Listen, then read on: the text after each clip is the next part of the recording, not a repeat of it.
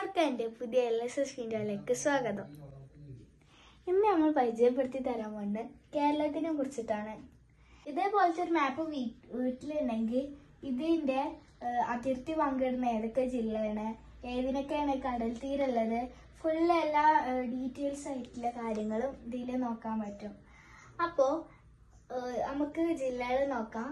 ഒന്ന് കാസർഗോഡ്, 2 കണ്ണൂർ, 3 വയനാട്, 4 കോഴിക്കോട്, 5 മലപ്പുറം, 6 പാലക്കാട്, 7 തൃശ്ശൂർ, 8 എറണാകുളം, 9 ഇടുക്കി, 10 കോട്ടയം, 11 ആലപ്പുഴ, 12 പത്തനംതിട്ട, 13 കൊല്ലം, 14 തിരുവനന്തപുരം. ഇതിൽ ഏറ്റവും തെക്കേ അറ്റത്തുള്ള ജില്ലയാണ് തിരുവനന്തപുരം.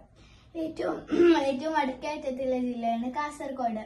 ഇതിൽ ഈ തെക്കേ അറ്റത്തും വടക്കേ അറ്റത്തും മാറിപ്പോകാതിരിക്കാനുള്ള ഒരു സൂത്രമാണ് പറഞ്ഞു തരുന്നത്. തെക്ക് താഴെ തിരുവനന്തപുരം ഇത് 3 താഴെ ആയതുകൊണ്ട് തന്നെ കിട്ടും.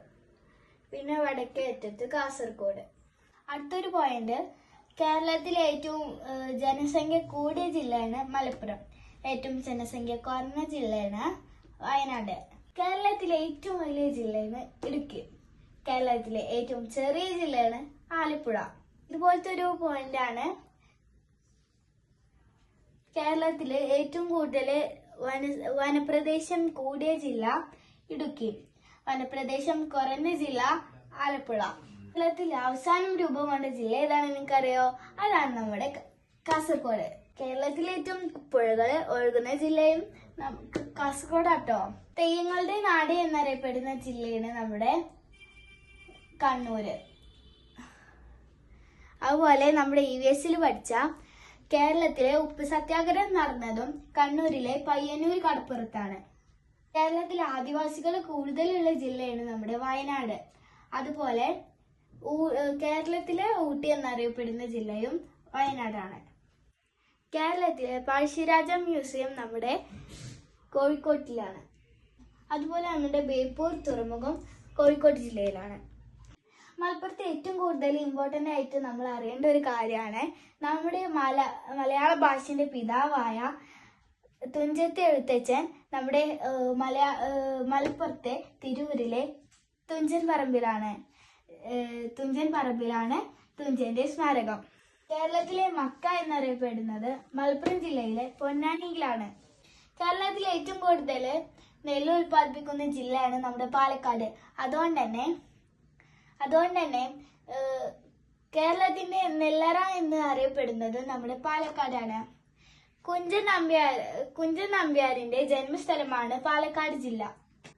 കേരളത്തിന്റെ സാംസ്കാരിക തലസ്ഥാനം തൃശ്ശൂരാണ്. അതുപോലെ തന്നെ പൂരങ്ങളുടെ നാട് എന്നറിയപ്പെടുന്നതും നമ്മുടെ തൃശ്ശൂരാണ്. എറണാകുളം ജില്ലയിലെ ഒരു പ്രധാനപ്പെട്ട സ്ഥലമാണ് കൊച്ചി. അറബിക്കടലിന്റെ റാണി എന്നറിയപ്പെടുന്നതും ഈ കൊച്ചിയാണ്. തട്ടേക്കാട് പക്ഷി സങ്കേതം സ്ഥിതി ചെയ്യുന്നത് എറണാകുളത്താണ്. മുല്ലപ്പെരിയാർ ഡാം സ്ഥിതി ചെയ്യുന്നത് ഇടുക്കിയിലാണ്. അതുപോലെ തന്നെ ഏറ്റവും കൂടുതൽ വെളുത്തുള്ളി ഉൽപ്പാദിപ്പിക്കുന്നതും ഇടുക്കിയിലാണ്. അക്ഷരനഗരം എന്നറിയപ്പെടുന്നത് കോട്ടയം ജില്ലയാണ്.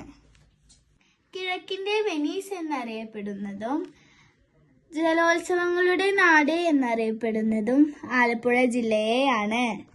കേരളത്തിലെ ഏറ്റവും കൂടുതൽ റിസർവ് വനം സ്ഥിതി ചെയ്യുന്നത് പത്തനംതിട്ടയിലാണ്. കേരളത്തിലെ ഏറ്റവും കൂടുതൽ കശുവണ്ടി ഫാക്ടറി ഉള്ള ജില്ലയാണ് കൊല്ലം. അതുകൊണ്ട് തന്നെ കശുവണ്ടികളുടെ നാട് എന്നറിയപ്പെടുന്നതും കൊല്ലം ജില്ലയാണ്. കേരളത്തിലെ ജനസാന്ദ്രത കൂടിയ ജില്ലയാണ് തിരുവനന്തപുരം. പൊന്മുടി സുഖവാസ കേന്ദ്രവും തിരുവനന്തപുരത്താണ്. ഇത്രയും കാര്യങ്ങളാണ് നിങ്ങൾ കേരളത്തെ കുറിച്ച് പ്രധാനമായി അറിഞ്ഞിരിക്കേണ്ടത്. എൻ്റെ ജില്ല മലപ്പുറമാണ്. നിങ്ങളുടെ ജില്ല ഏതാണെന്ന് കമന്റ് ചെയ്യൂ.